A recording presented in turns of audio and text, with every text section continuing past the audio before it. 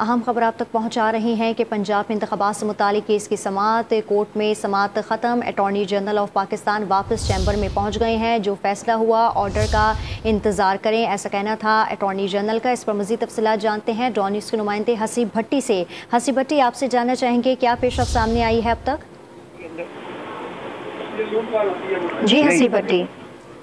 جی دیکھیں، اس وقت جو ان چیمبر سماعت تھی وہ ختم ہو چکی ہے اور اٹارنی جنرل جو ہے وہ اپنے چیمبر میں واپس آ چکے ہیں، اور اس حوالے سے جب ہم نے ان سے یہ استفسار کیا کہ کیا بنا تو ان کا یہ کہنا تھا کہ میرا خیال ہے آرڈر کا انتظار کرنا چاہیے۔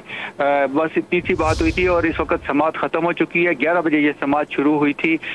آلموسٹ تقریباً ڈیڑھ گھنٹے سے زائد یہ سماعت جاری رہی ہے اور اس وقت جو تمام لوگ اپنے اپنے واپس جا چکے ہیں، سماعت ختم ہو چکی ہے۔ جی حسیب بھٹی، کوئی امکان ظاہر کیا گیا ہے کہ کب تک یہ فیصلہ سامنے آ جائے گا جو آرڈر کیا گیا ہے؟